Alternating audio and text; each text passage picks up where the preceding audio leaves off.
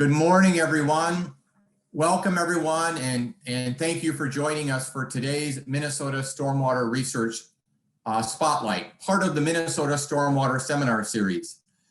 My name is John Bilotta, and I will be the host for today's seminar. The Minnesota Stormwater Research Spotlights feature experts and researchers from Minnesota who have recently completed or are working on our innovative and high priority research topics in the state. These projects are made possible through funding and support from the Minnesota Stormwater Research Council and also the Minnesota Clean Water, Land, and Legacy Amendment.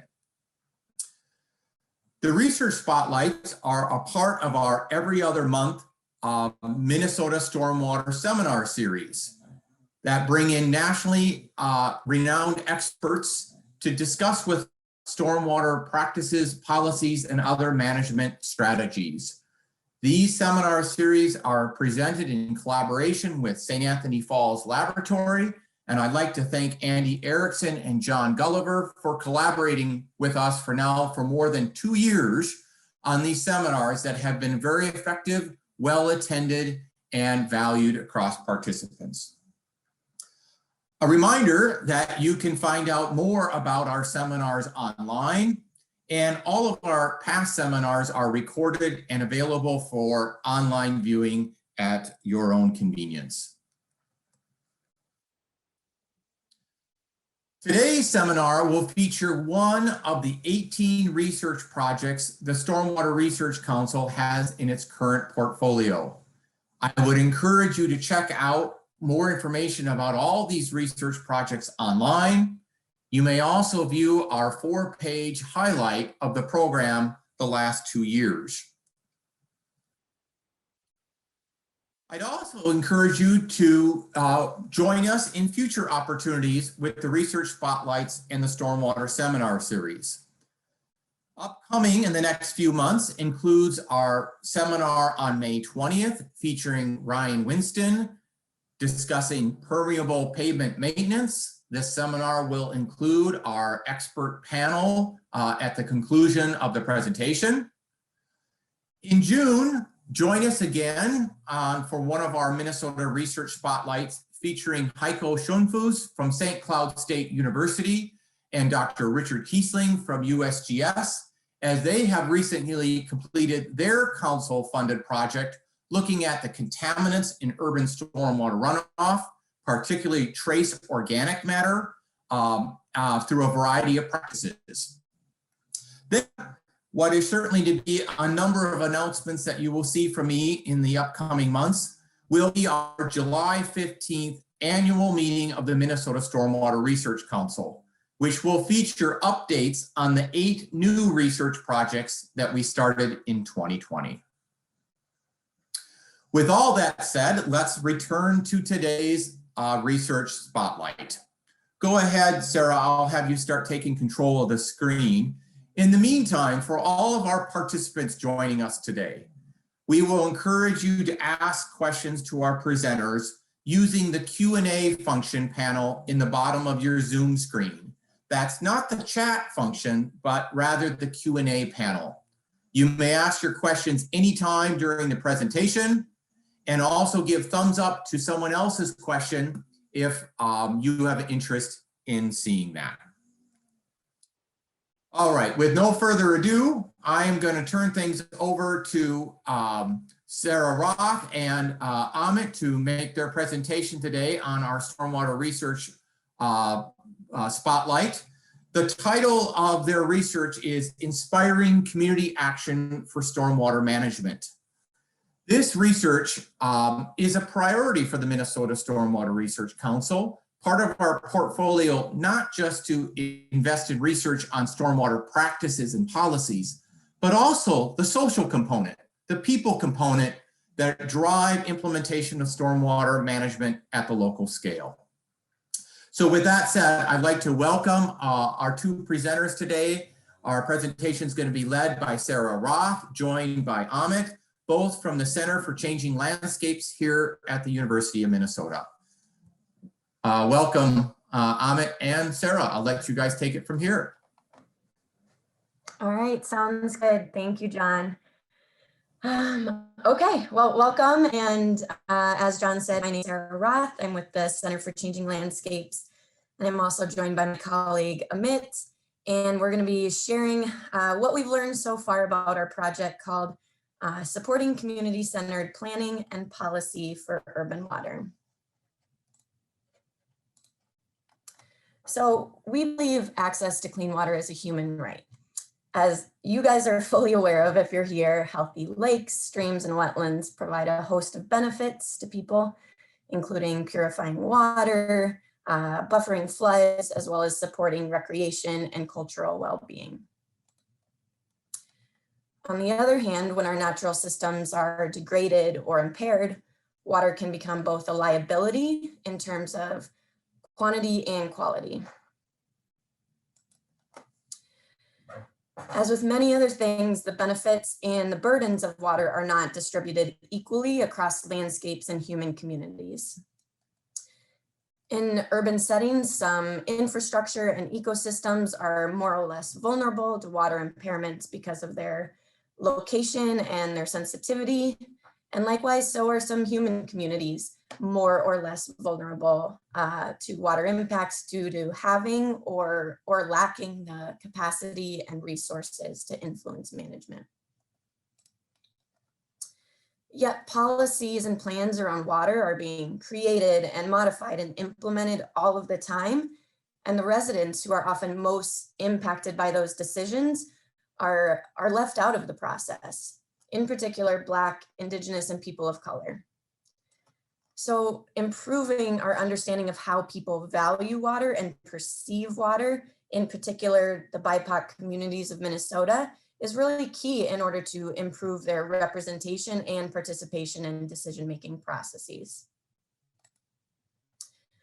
So with this project, we wondered, how would water planning and policy be different if Black and Indigenous and people of color were fairly represented in decision-making? We wanted to make sure we were better representing water narratives that have been excluded from water science and policy and management. We know from our past work that community members of color in Minnesota desire to be engaged in water issues, and they also want to know that their voices will be fairly represented in decision-making. Additionally, studies show that greater community engagement in water resource stewardship has a variety of other benefits, including increased perceived legitimacy of planning processes, improved public support for funding and regulations, and even increased likelihood of actual policy changes. Better protecting our urban water resources, engaging our communities, and bringing greater equity to water decisions requires the commitment and actions of diverse stakeholders, ranging from our residents and community leaders, also our local government officials, policymakers, as well as the practitioners like yourselves in this room. So with that in mind, we set out in this project to assess the capacity of government staff in present day Minnesota to engage their communities in stormwater management, examine what motivates residents, and in particular BIPOC residents, to engage in water resource issues, and explore the roles that community-based organizations and local government officials can play in inspiring community action and achieving water justice. So with a project that aims to engage urban communities that have been historically excluded from water resource science and management, we knew this was going to take a different approach than business as usual. So what we did is we started out with conversations. We presented our project idea across the Twin Cities to those involved in water planning and policy.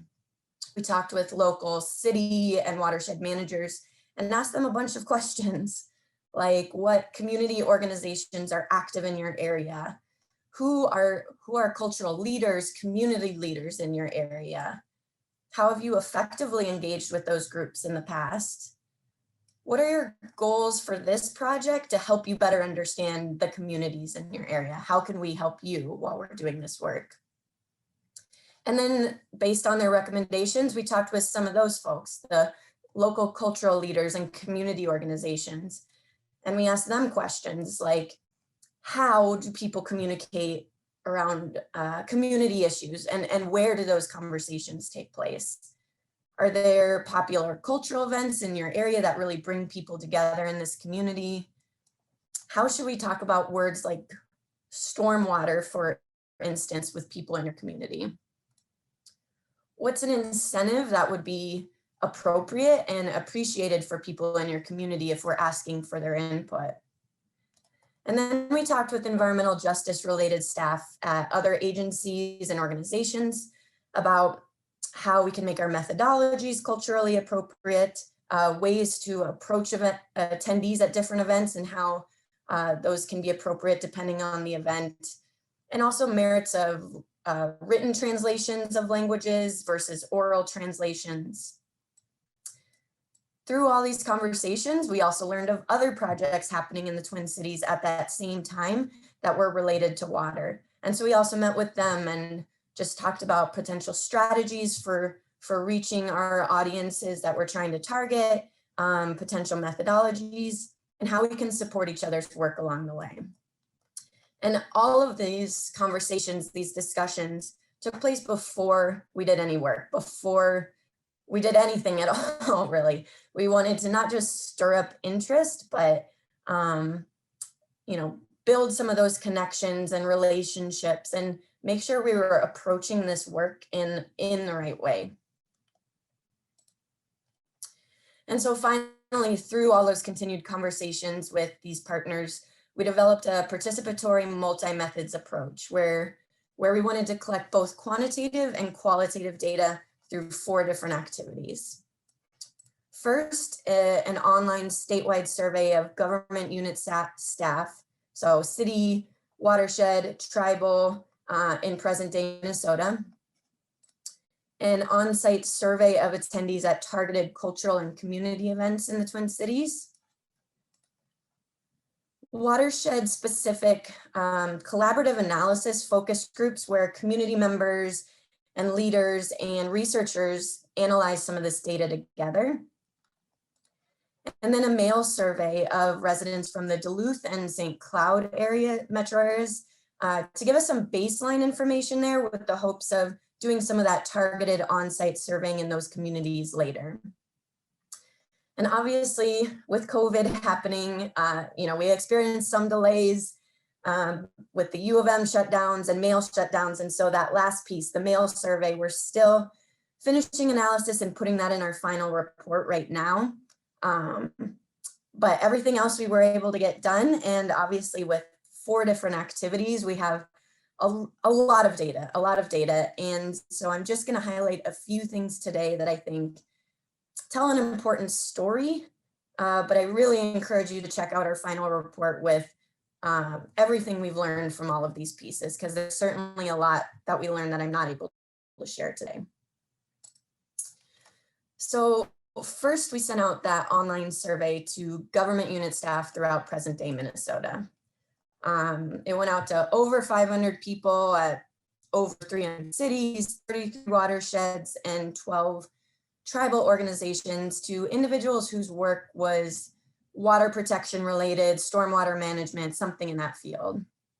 And seen on this map is who we heard back from, where we got responses. So we heard back from 186 people at 95 cities, 15 watersheds, and 4 tribal organizations. And respondents' roles at those various government units ranged across the board, from planning, outreach, monitoring, regulatory, kind of all the different aspects of water management.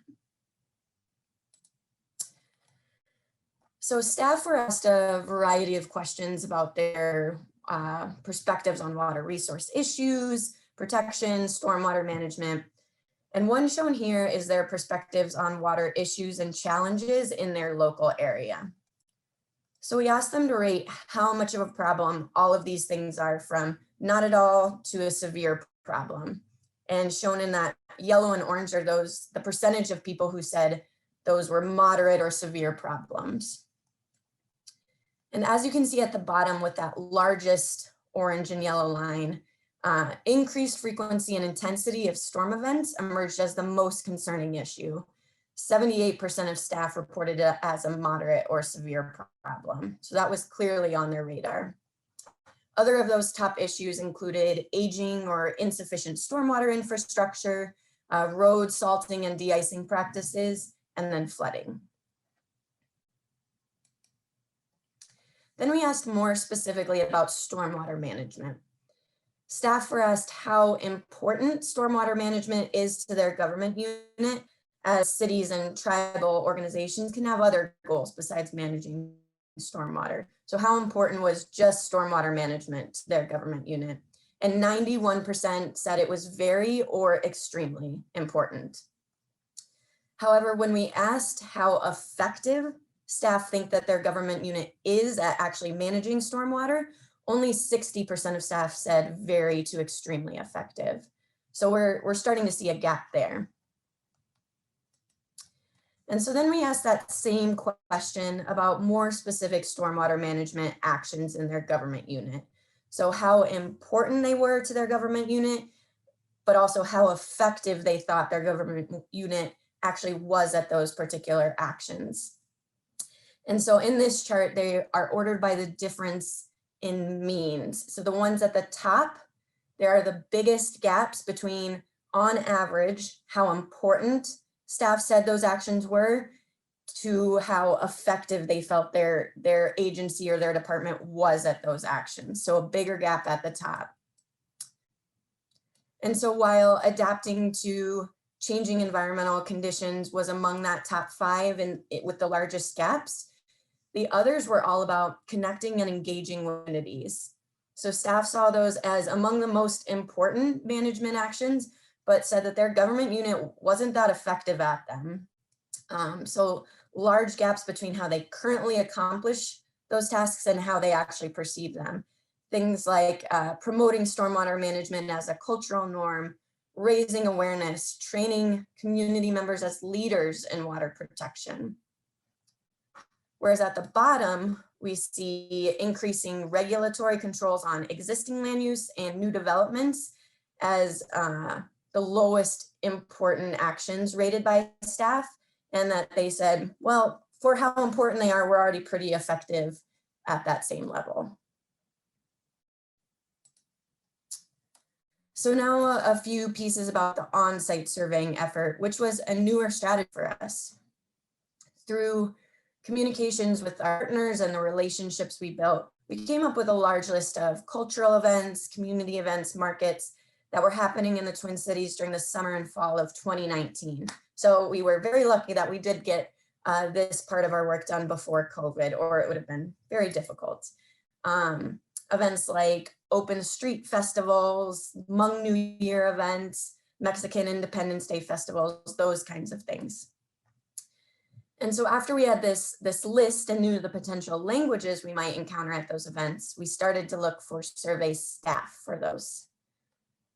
From our conversations with partners and community organizations, we learned that having the survey written or translated into other languages was not actually preferred. In fact, some of the languages most common in the Twin Cities, apart from English, can be traditional oral languages, such as the Hmong dialect. And our partners said that an oral translation would be a much more effective means of reaching potential participants. So it was really important that we understood some of those cultural differences from the perspectives of those community members we were hoping to reach before we did this work. And so that's what led us to hiring multilingual survey staff. They went to all of those different kinds of events, had a table, had signs showing an incentive, and then tried to intercept people throughout the events, and sometimes even walked around to try to, engage more folks. And they had the survey on an iPad in English, but then orally translated it in the preferred language of participants when that was desired by participants. So we did these on-site surveys at 15 different events that summer and fall, and were able to gather nearly 500 responses. And so here's a map showing who those 500 primary responses, where they lived, their zip code. And the darker the green represents higher frequency of those zip codes. And so while the majority lived in Minneapolis and St. Paul, there were certainly some from the greater 7-county area who traveled in for those cultural and community events. And those 500 responses also represented many different races and ethnicities. Over 75% of our respondents identified as Black, Indigenous, or a person of color. And they could choose as many races or ethnicities to identify themselves as they wanted. So like I said, we have a lot of great data. I'm only going to share a few highlights from this survey, and mostly differences we found by race and ethnicity. But this is one piece of data that I just really like. We asked respondents 2 questions. How familiar are you with local water issues, from not at all to extremely familiar? And then we asked them how important it is to them to learn more about local water issues, from not at all important to extremely important. So you can see that familiarity in blue and that importance to learn more in orange. And what we found is, while respondents rated themselves as fairly low familiarity, over half, in fact, were not at all or only slightly familiar with local water issues. They put a really high level of importance on learning more. So almost 70% said it was very or extremely important to them to learn more about local water issues. And so what this really tells us is that that desire is there in our communities to be engaged and to learn more about local water issues.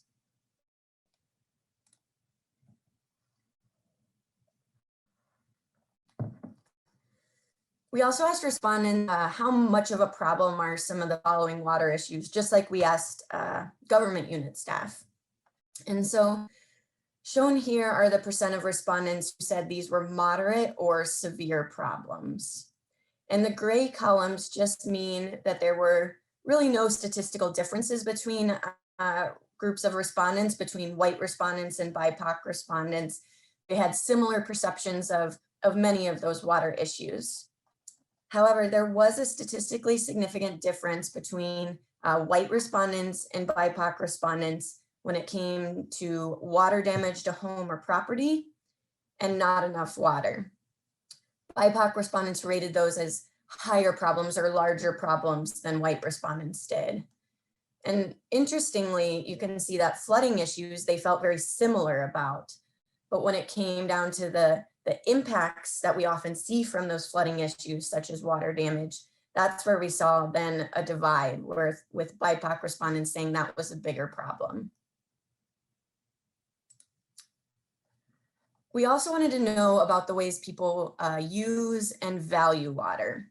And so we asked them about these 10 different water values or uses, and how important it is to them to protect water for those values. And so shown here are the % who say it's very or extremely important to protect water for these particular values. And so while having drinking water that's clean and safe was the highest among all participants, I think it's about 97% from both groups said that was very or extremely important. We saw some statistical significant differences on 8 of these values. So BIPOC respondents placed a higher value or importance than white respondents on consistent water supply for both vegetable gardens and for lawns and landscaping, avoiding costly water treatment costs, recreation opportunities, cultural and religious practices, as well as being able to fish for preferred species. BIPOC respondents all rated those as more important to protect water for than white respondents did. Whereas white respondents actually placed a higher value on drinking water, and that water is protected for natural systems to be sustained or natural processes to be sustained. We also asked about civic engagement activities and that they've participated in, and how frequently they have, from never to weekly or more. And so shown here are just the percentage of respondents who said they've at least done those things once in the past year. And while the most common civic engagement activity was volunteering, as you can see, there was really no significant differences in the frequency of any of these, except for the last item. Nearly half of BIPOC respondents reported working with other members in their community to protect local water at least once in the last year, compared to only about a third of white respondents. So it's also demonstrated there this history of engaging with water, around water. So after we had done some of that initial analysis on those on-site survey results, like the things I just showed you, we wanted to know if what we were finding and interpreting made any sense to the actual residents of our Twin Cities communities, in particular residents of color. So with the help of some staff from Mississippi Watershed Management Organization and Capital Region Watershed District, we put together 2 virtual focus groups where we could ask those questions and analyze this data more collaboratively. And for those focus groups, we actually broke up our data even more by watershed so that the results were really tailored and local to the residents and community members that were coming to those focus groups, rather than looking at data from Twin Cities wide.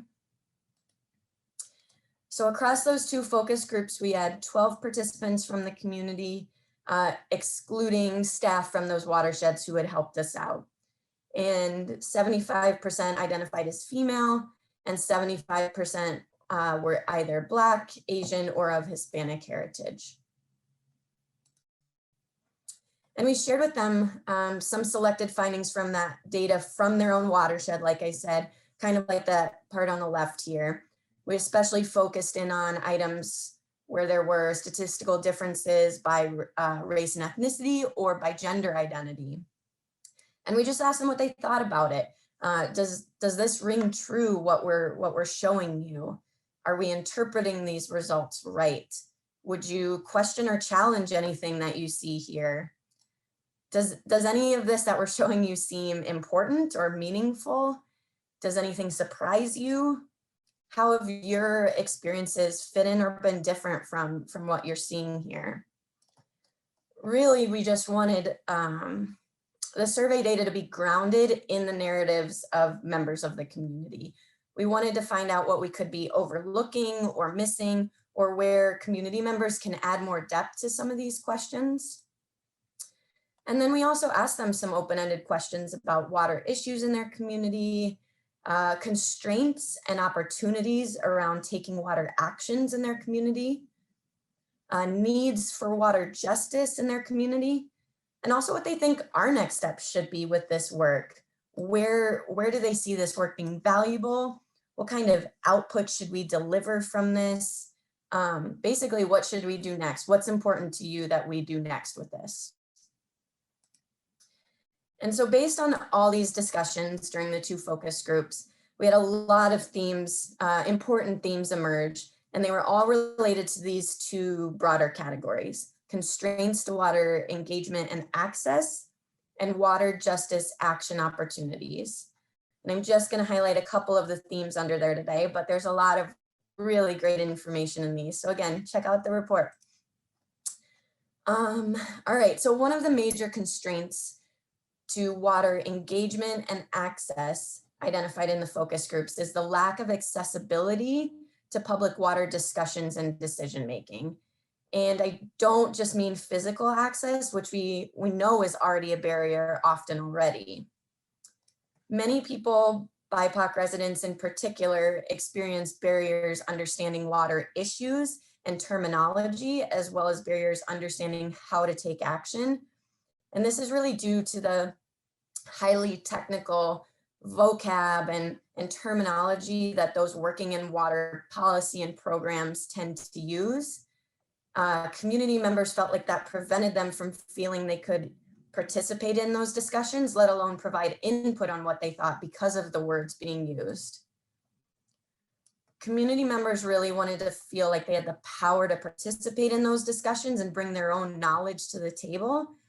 but without knowing the quote correct terms, they felt left out. They felt like they don't know what questions to ask even, or how to learn more, or when they hear about water issues on the news, what to do to get involved because of the words we use. Another big constraint participants focused on is that water issues are not isolated. They often relate and intersect with a whole cascade of challenges, food access, affordable housing, all kinds of things that require their own attention and engagement. For example, participants described overlaps between water challenges and livability. So for instance, flooding often impacts low-income housing and infrastructure more severely, causing water damage to home and property. And BIPOC residents disproportionately occupy high-risk housing, especially rental housing in these two watersheds. Landlords of renters might not address damages sufficiently, which then puts kind of an undue burden on renters to pay for those repairs, as shared by this participant. When I think of the properties in my community, they are very dilapidated. When it rains, it floods the basement. If you're renting, the landlords don't live in the community and they don't deal with the issues. Another example of kind of this intersect that participants shared is their experience living in food deserts and how important water is for vegetable gardening in their community. Like this participant said, a majority of large gardens I see are primarily run by Hmong residents and Black cooperatives. We're not growing food for fun, but for survival, and how important that water is for this particular issue. Participants also discussed the ways that organizations may try to address water issues without considering the broader impacts of their actions, which then adversely affect livability. So for example, participants described the way that increased greening and water protection efforts, which seem well-intended, often increase property values, which can in turn lead to displacement of BIPOC and lower income individuals.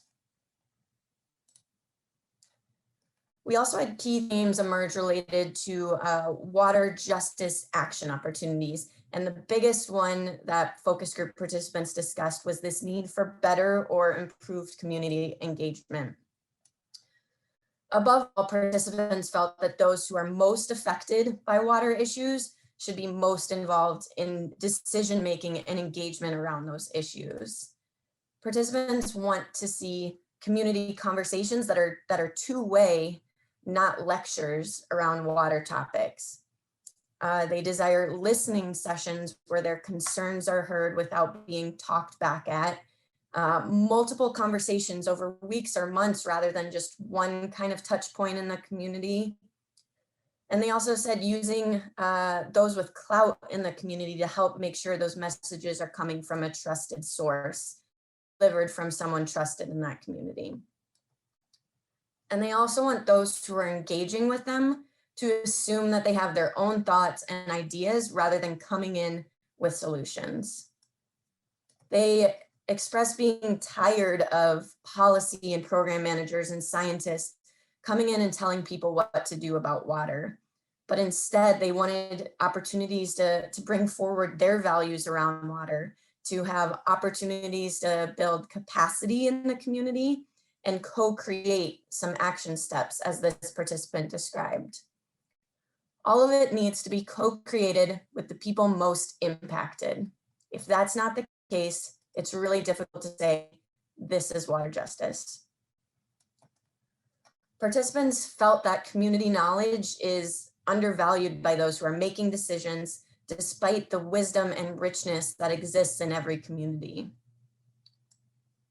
Equally important in asking people for their input is providing equitable compensation for community member participation in order to show that their presence, their perspective, their knowledge is valued. So what does this mean for water resource managers, policymakers, programmers, those in this room?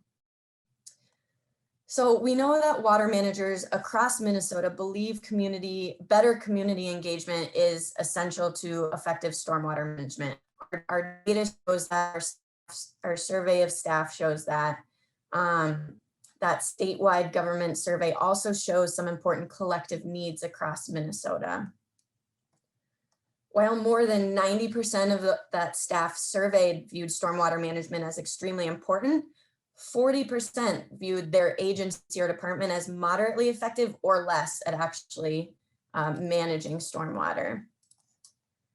And of course, while staff were concerned about physical problems like frequency and intensity of storm events, many social and cultural related problems were highlighted as constraints to effective stormwater management. More than 2/3 of staff said that their agency is not at all or only moderately effective at engaging with communities. They reported struggling on things like collaborating with local community members, raising awareness, promoting that cultural norm of protecting water, training local leaders, all of those kinds of things.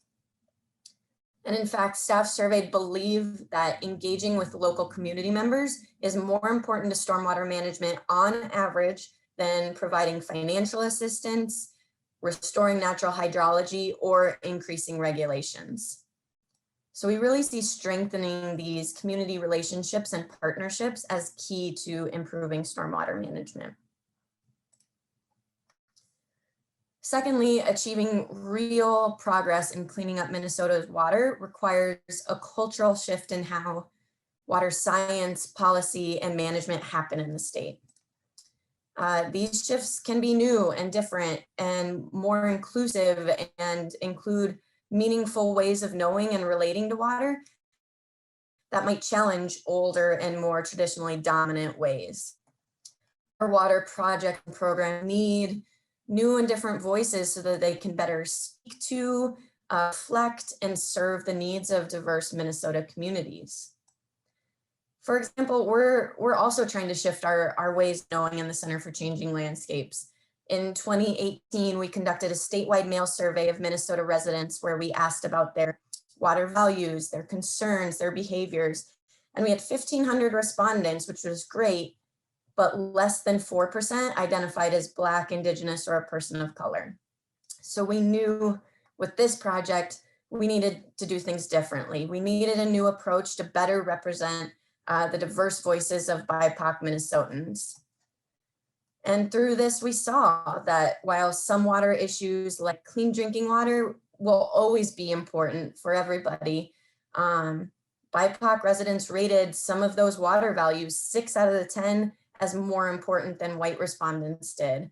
That water supply for vegetable gardens, water for cultural or religious practices, fishing for preferred species, those were all higher valued among BIPOC respondents than white respondents. Additionally, concerns for water supply and damage to home were significantly higher among BIPOC respondents than white respondents. All of this just shows us that there's still much work needed to elevate different voices among all of our communities, especially within and among our BIPOC communities across the state. Lastly, for too long, water discourse in the state has been about chemistry and engineering rather than the lived experiences that Minnesotans have with water. Water resource agencies and programs have treated community members as end users or consumers of science and policy and management rather than collaborators or co-developers.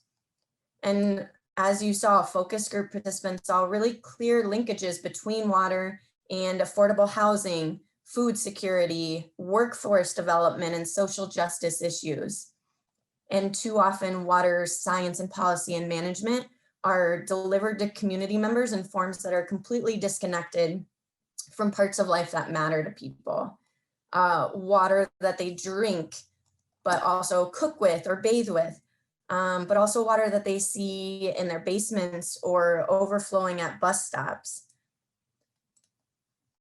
Also, community engagement is really more than designing better meetings or creating more inclusive newsletters.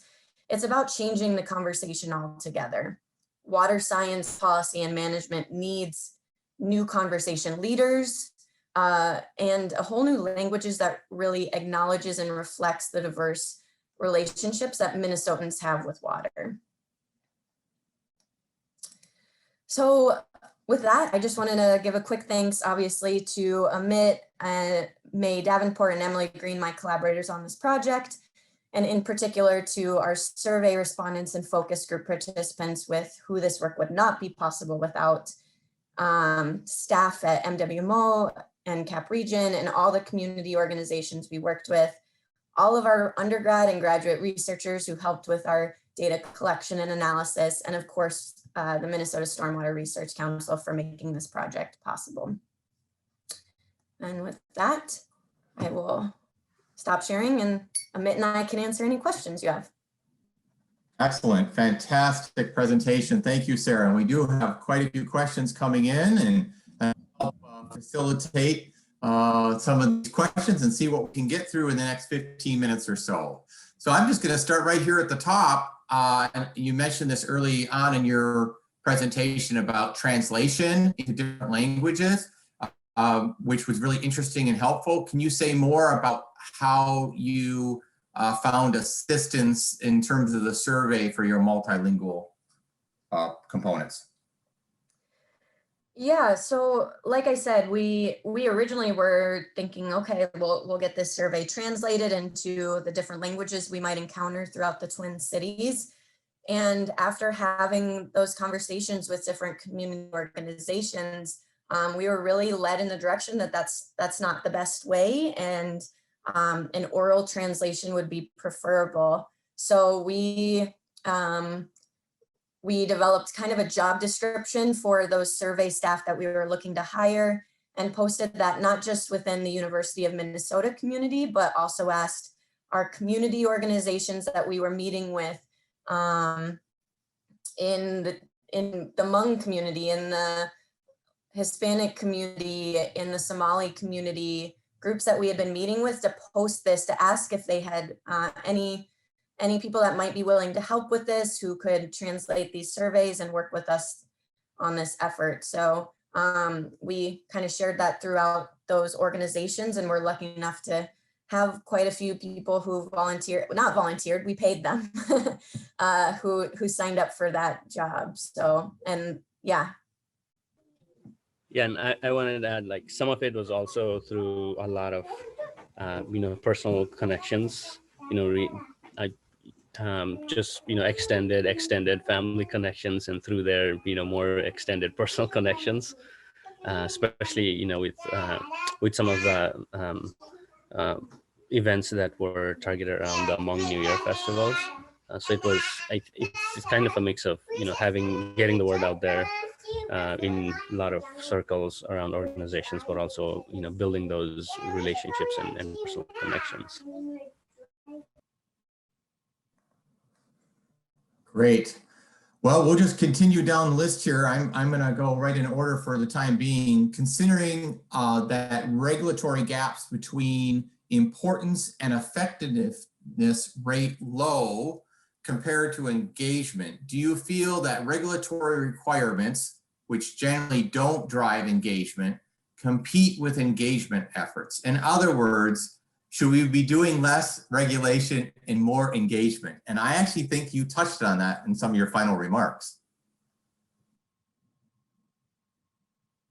Yes, would be my short answer. But I think they can coexist. I think what we're learning from many of our participants is that, it's not, no one was saying they were against regulations, but they want to be involved, included in the development of those. If these are regulations being made that will affect them directly, then those people should have a voice in that, should be collaborators for the development of those.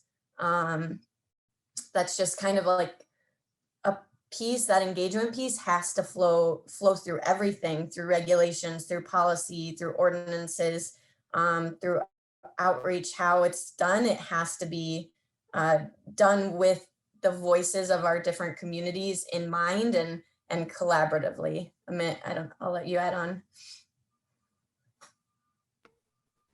Yeah, I would, definitely say, more engagement. I'm not sure, in terms of, from a practitioner on the ground perspective, is there the trade-off between regulation versus engagement? But I think overall, definitely more engagement, more meaningful, more inclusive engagement.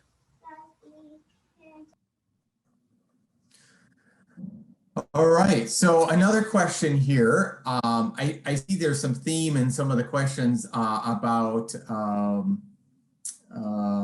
how your methods. And I will just say, reading your report, which other people will be able to see when we post it online, but I encourage you to check out their methods and how they wrote up stuff. But one of the questions here was, since people were allowed to be multiple ethnic groups, how were people that were both white and BIPOC counted? And I know you talked about this in your method section, but people are interested in knowing how you did that categorization and separation. I know you did a little more of that initial analysis, so I'll let you comment. Sure. Yeah. Thank you so much for that question. So we, we did, as with all race ethnicity questions, participants are allowed to identify as multiple racial and ethnic groups. And so for this analysis, I believe we had about 12 that checked multiple race ethnicity boxes that included white and others. And for those comparative analysis, the statistical kind of comparative analysis, we didn't include those 12 because we believed, that's a very small sample size, and doing so, we might be ending up with like misleading findings. And, that multi and biracial individuals are also, I believe, a unique group that we would be kind of doing a disservice by, using a small sample for that analysis. I'd say that's certainly an area that that needs more work, more research. And what we did then in terms of the grouping was that anyone who identified as white and white only was classified under the white category. And then everybody else, whether an individual BIPOC racial ethnic group or a combination, were classified as the BIPOC group. And while I'm on this, I also see this other question about the numbers about return surveys between white and BIPOC. White was about 112, 13 or so, and BIPOC was about 298, 300, just kind of depending on which specific survey item we look at. Amit, I'll also just add on to that while we're on the subject. I know that when that comes up, then there can be questions of, well, our BIPOC respondent group is so much larger than our white respondent group for this survey. Can you statistically compare them? Our samples were both big enough that we could, but we also know from so much of the work we have done on other projects and surveys where we've asked some of those same questions, like the water value survey, the responses we saw from white respondents were like completely in line with what we have seen from white respondents in other projects and in other surveys. So we felt, also good about those numbers from kind of that side of things as well. Yeah, and I guess also to add to that, we really see this as a beginning. We're just kind of scratching the surface of looking at some of that type of analysis. Of course, because even within BIPOC, BIPOC is not a monolithic group. So we do want to expand on that in the future to look across the multiple racial and ethnic groups. Great. So I'm going to answer or ask a few questions here that I think have to do with how do we apply some of this. So the first one I'm going to begin with is, what are your suggestions for finding and retaining the folks around the community to participate in these events or these policies or these conversations? I would say a couple things that we have learned and that we know are, one, people need to be fairly compensated for their time if they're participating. You know, they're not volunteers. If we're saying we value their participation and their input, we need to compensate them to show that. I think the other big thing is then actually showing that what they have said has made a difference, that you have used that it has informed what you're doing. Participants in some of our discussions expressed a lot of frustration when they get asked to come to these types of conversations over and over and over, but nothing happens from it. And they keep sharing what their concerns are, but nobody does anything about it. And I know one thing that Amit can probably share more on that he's learned in other projects as well, other studies, is that when folks share concerns that might seem not water related, that the tendency for water people is to dismiss those as not in their realm, not in their field. Okay, they're concerned about housing, that's somebody else, but what are your water concerns? And our participants are telling us, no, these are all related, they're all intersect, and these things really need to be approached holistically, which I know is new and hard and will take work, but I think we really need to make an effort to do that. Amit, anything else to add? Yeah, I think also there are a lot of community leaders across, particularly in BIPOC communities, a lot of minority-led organizations that may or may not have on the surface anything to do with water. So a lot of folks dealing with public health issues or community development and housing issues. I think kind of identifying and connecting with those leaders, because I think a lot of that, even if it's directly about water, stormwater, might provide a model for engaging and at the very least build those networks and connecting through those community leaders.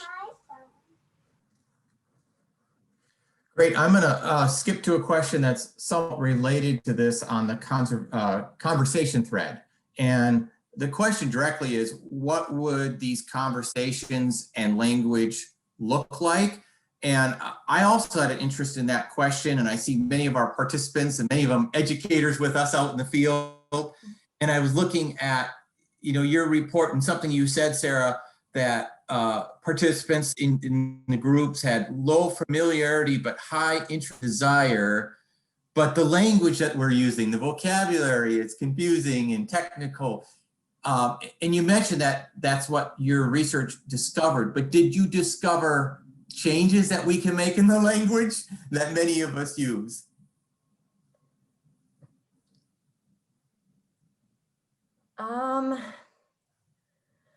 Oh man, that's a great question. I don't know that I have something right off the top of my head as far as like a better word than stormwater or something like that. But, participants said that they wanted to relate to how they are actually, how they use water in their life and see water in their life. So we don't need to talk about it as stormwater, but the water that's overflowing in the streets after a rain, and the impacts of water, the ways that water feeds into their life, the water that comes out of the tap. And I know that surface water people and are like, drinking water people also have their own little guide, but like our the people we've been engaging with, they just see it as water, and we need to start kind of looking at it in that way too.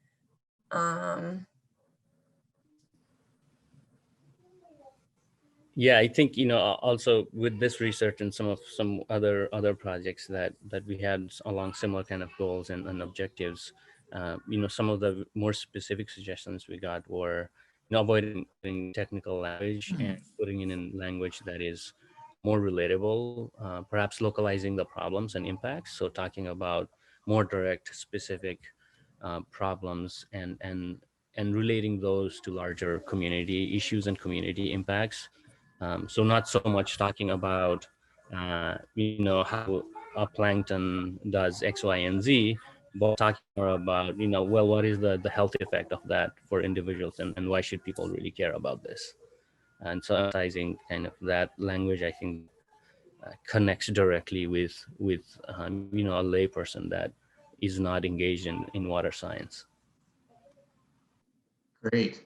For all of our participants joining us, we certainly won't have time to get through all these questions, but we will save them, and we'll provide these to Amit and Sarah, and they're going to have a chance to respond to these questions, and we're going to post them online. But we have time for a few more here. We were talking about communications and words. I think this question on skills is interesting.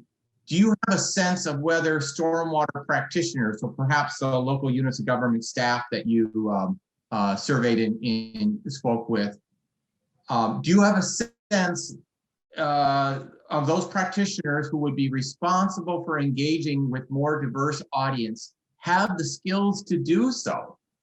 And if they don't,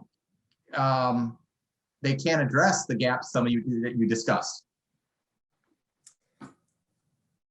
Yeah, definitely. I think we saw that they feel that is a capacity that they lack or would really desire more training in, and we've seen that through other studies too. Obviously we have some really talented outreach specialists out there, of course, who are trained in this work, but I would say the vast majority desire more training, desire to improve that skill on how to effectively engage. Like we said, it's not just about translating your newsletter to Spanish or something like that, or using more inclusive pictures, which can even be an issue depending how that's done. It's really about how you're engaging with those people, and that certainly is a skill that I think a lot of our staff said that they need, that they want, that they could use more of. Yeah, but I think related to that, something else we've seen in other studies too is, as a constraint, is the lack of diversity among water professionals, and I think that's certainly an area that definitely needs to be addressed, and also an opportunity area, right, where that increase in diverse professionals can help with the engagement with diverse audiences. I think that's another opportunity too, where our focus group participants shared, that's where you can bring in those other organizations, those people and groups that are already trusted, and help them with, sharing that message. We've seen that before too, that it doesn't need to come from us water people. It can, if you have those that are more learn that message or are trained in that message and can be the one sharing it, that's way more effective for spreading that word within a community than it is, coming from a water practitioner or something coming in with no trusted relationships in that community. Great. We'll take, I see there's some chat here. A few people want to stay on to answer a few more questions, and we'll just stay for 5 more minutes if that's okay with folks, and not try to overextend ourselves too much. I'm really interested in this question, maybe hearing from both you, Sarah, and Amit, about, given all this, what opportunities do you see for further collaboration with some of the community groups you mentioned as next steps for this work? I would say the first thing is we learned so much from those just 2 small focus groups. And we really, really want to do more of those. As Amit said, we see that as just scratching the surface of kind of where we're going with this work. And we want to have those more in-depth discussions within different communities. And as Amit said, we also really desire to, understand, to start looking at the differences. We looked at BIPOC as a group, but that's not, they don't have the same, it's not a monolithic perspective, as Amit said. And so learning more from all those different communities and doing in-depth work. I think we learned a lot, and that's where we really, really want to do more work. So I could see us totally partnering with all of those different organizations that, let us be at their events to,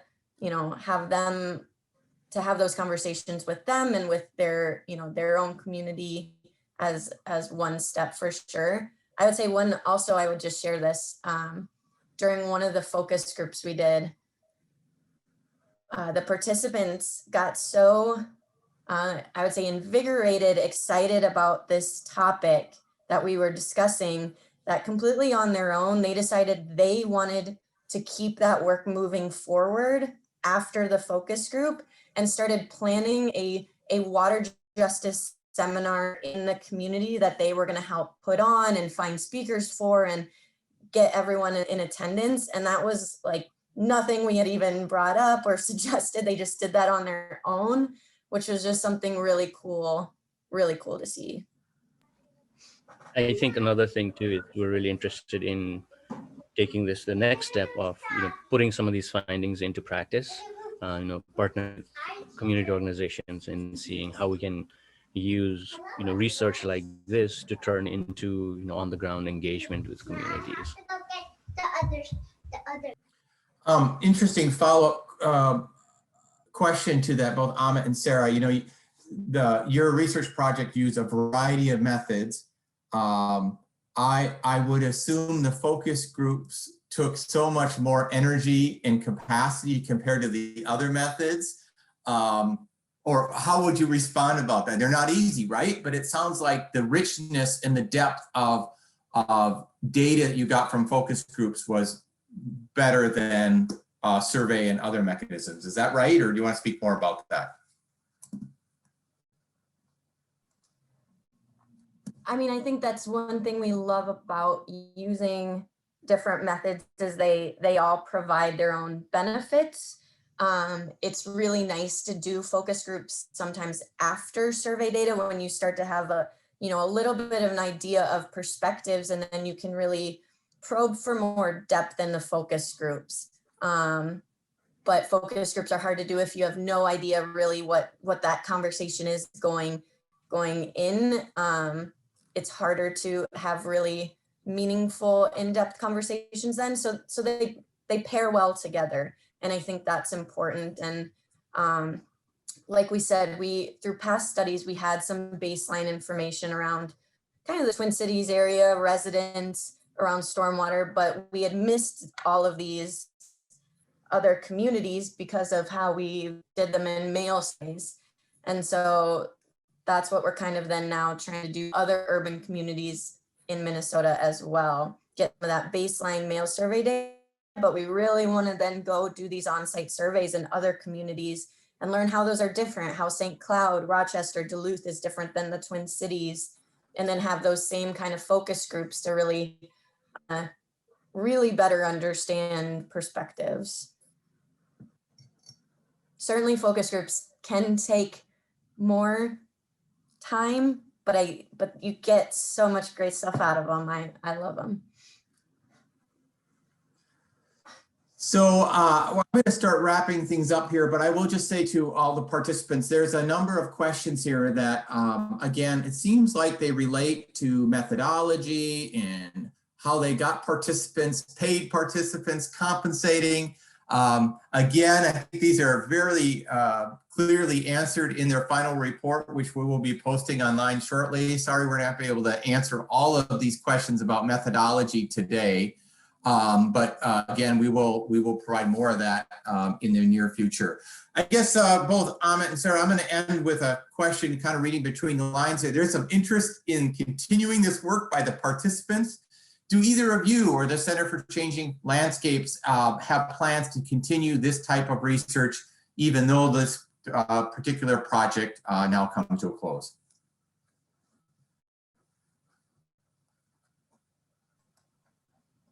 Definitely. This is probably among our favorite projects that we're working on in the Center for Changing Landscapes. And we really see this as kind of the future direction that we want to spend a lot of time on moving forward. So right now we're really spending some time forming some relationships and building some partnerships with other groups active in communities that we'd like to partner with, so that when those funding opportunities come about, we're ready to jump on them with established relationships and partners, ways we can support organizations on the ground already doing good work, and bring our skills to the table. Amit, I don't know. Yeah, I mean, definitely, for sure. That's an area we're trying to grow more on. We have, a dedicated kind of urban waters related program that we're working on. That we've done some research recently and in the past. In the Minnehaha Creek Watershed District project around the Adopt a Drain program. I work pretty closely with metro area watershed districts and watershed organizations, and so we really do want to continue that and kind of looking out for different types of funding opportunities that are really pushing the boundary on doing more inclusive engagement. Well, great. Well, with that, we're going to have to wrap up our seminar today, and I want to give a warm thank you and appreciation to both Sarah and Amit. And so a virtual round of applause to you both for presenting today. And thank you all for all our participants today.